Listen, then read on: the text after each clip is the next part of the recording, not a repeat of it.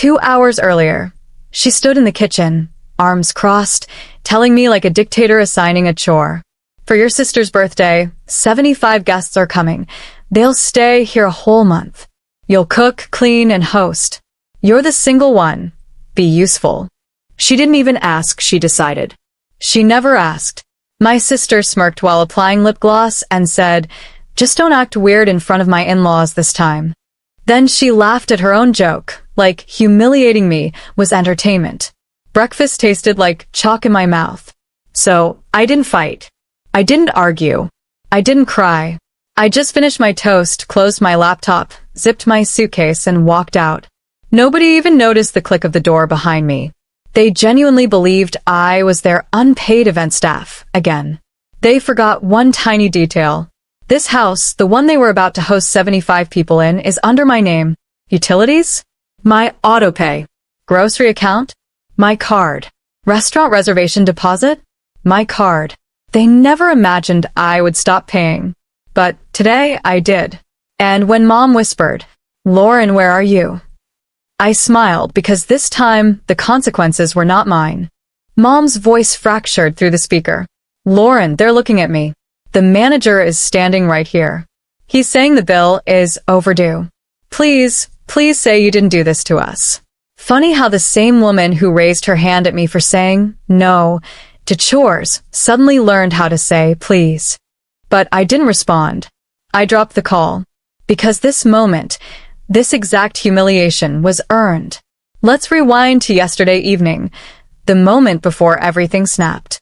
They had a family group meeting about my money, while I was sitting right there at the table like a ghost. Mom said, "We shouldn't use our own cards. Lauren earns enough. Everything will go under her tab. She's obligated. We raised her." My sister giggled. Of course. She never says no anyway. Her future mother-in-law smirked. Some children are born givers. She should be grateful she can serve. They talked about me in third person. Like I wasn't even human. Like I was a funding machine, workhorse, hotel maid. None of them noticed that I was staring directly at them, memorizing every word while pretending to stir my soup. I didn't slam the chair. I didn't storm upstairs. I didn't threaten them. I simply went to my room afterward, sat in the dark for 1 hour, letting the silence shape my decision. And then I canceled every single autopay one by one, methodically, without emotion.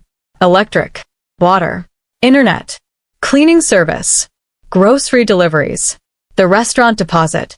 Every line item that quietly ran through my bank gone. So now 75 guests were sitting in a restaurant stunned. And Mom was finally realizing what happens when the quiet one stands up.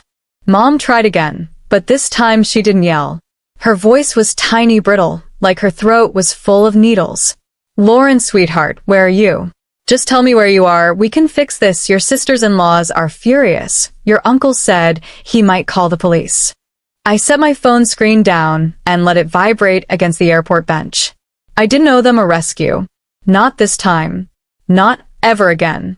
A year ago, I would have run back like a firefighter to a burning house, trying to save everyone but myself. Not anymore. Not after what happened when I needed them. Last winter, when I got pneumonia, I called Mom coughing all night, asking if she could stay with me just one evening. She said, "I'm not your nurse. You're grown. Handle it." My sister posted Instagram stories from a spa that day while I lay under blankets shaking, fever hallucinating, alone. And when I recovered, they still expected fresh groceries stocked every Sunday and full refrigerator during their visits. That's when I learned. Love without respect is just free labor. So this time I didn't feel guilty. No shaking hands. No second guessing. No panic. I chose myself, calmly, like choosing the right flight. I rolled my suitcase toward the gate. The departure board above me blinked. Los Angeles, Seattle. Boarding in 12 minutes. I wasn't flying away to hide. I was flying away to live. To take the job interview that they told everyone I didn't deserve. To spend MY money on MY life, not on people who would gladly starve me to feed strangers. And as I scanned my boarding pass, my phone buzzed again. This time it wasn't Mom. It was Dad. Dad didn't call often, and when he did, it was usually cold, strategic, calculating, a CEO tone, not a father tone. But this time, his voice broke on the second word. Lauren, where are you? I didn't answer immediately.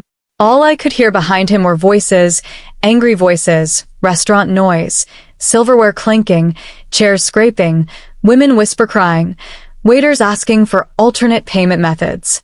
Then Dad exhaled sharply. This is humiliating, he muttered, like the only thing that mattered was the shame, not me, not how I felt, not how they treated me. What do you want from me? I asked calmly. Dad lowered his voice even further.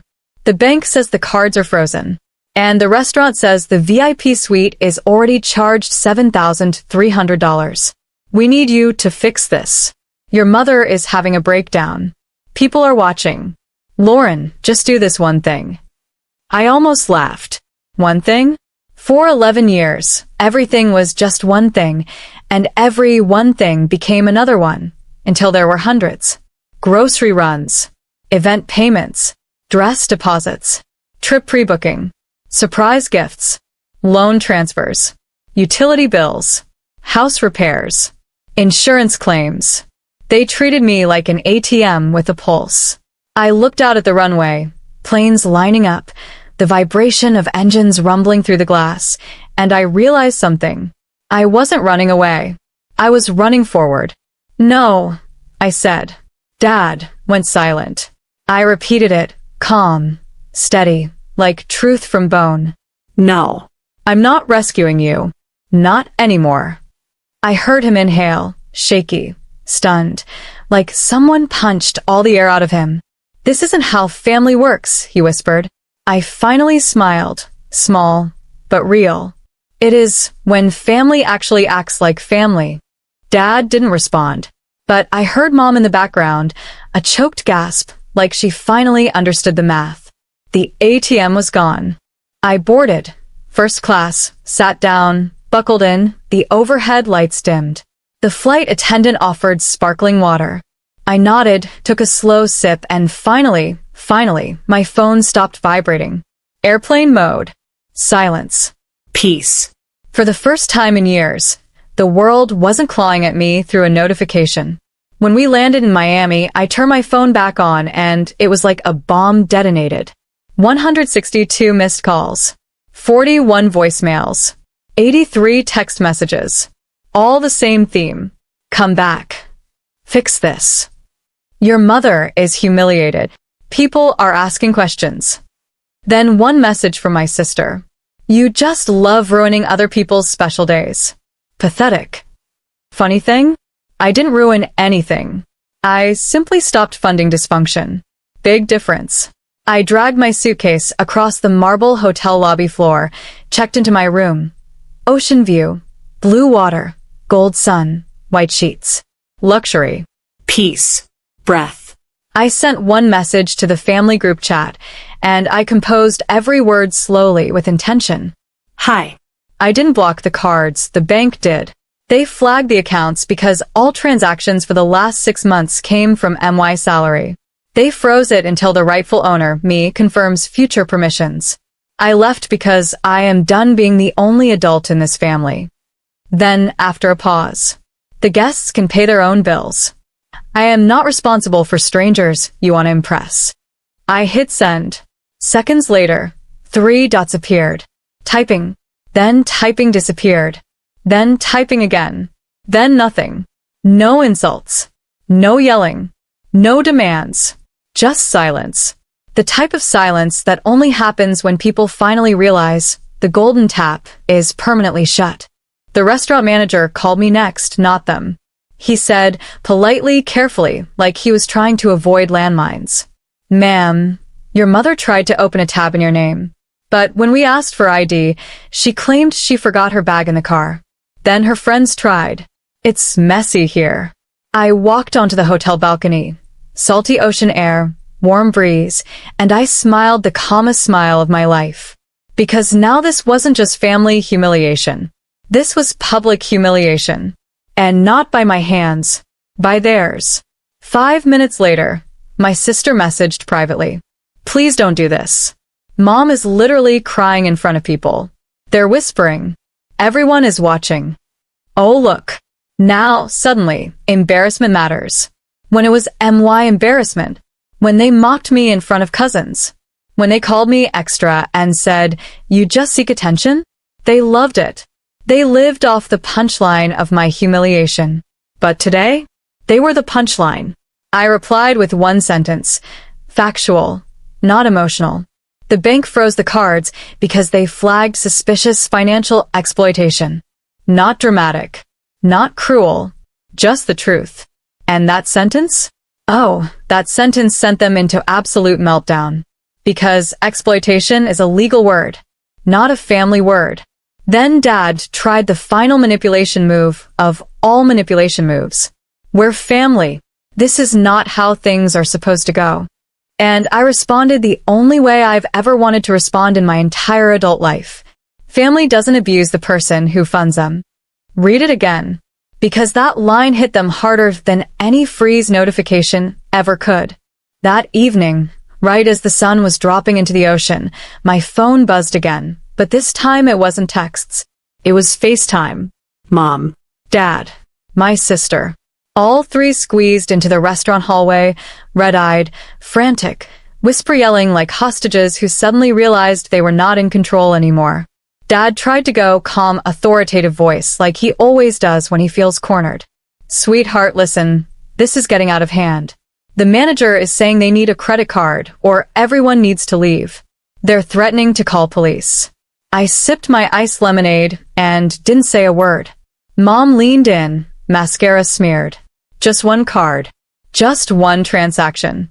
Don't embarrass the family. Please. She finally said the real word. Embarrass. I tilted the phone slightly so they could see the hotel view behind me, the infinity pool, the ocean, the night lights, the life I built without them. Then I said my comma sentence of the entire story. You were the ones who told me last month that I only exist to serve the family. I took you literally.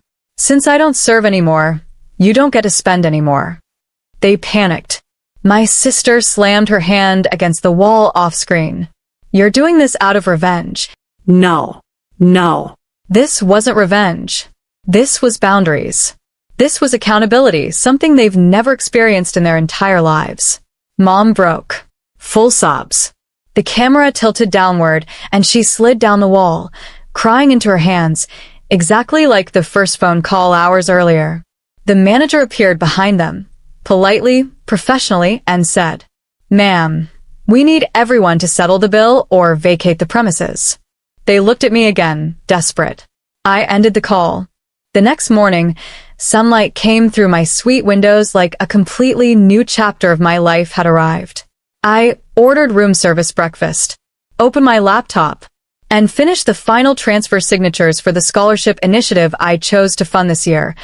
Girls who actually needed support, not full-grown adults who weaponized entitlement as a personality trait. While I typed, my phone buzzed again, but this time, not from my family. It was the restaurant's legal department. They emailed documentation showing my parents tried to present a fake business card to cover the bill, then tried to convince the manager they were VIP partners. The restaurant rejected them and filed a fraud complaint. They CC'd me because the cards, the ones they used to leech from, were once tied to my corporate account. But now? Everything had been rerouted, legally sealed, layered with compliance protocols, zero liability attached to me. I replied professionally, confirming they had no authorization and that the family was not connected to my company in any capacity. 2 hours later, Mom texted again. Just 4 words. We need help. Please. I looked at that message for a long moment. No rage. No pain. Just clarity. Helping them now would not be love, it would be enabling the same cycle of entitlement they built themselves on. So I typed back. Help comes from growth, not from access. And I turned my phone off. That night, while the 75 guests scrambled, while my parents scrambled, while the group chat flooded with blame, hysteria, finger-pointing, I was sitting by the pool, feet in warm water, coconut drink in hand, laughing with people who actually show up, people who build, not take. People who love, not leech. My chosen family. My real family. For the first time in my life, I finally understood. Blood does not define loyalty. Behavior does. And freedom doesn't start when they apologize. It starts the moment you stop explaining why you deserve better.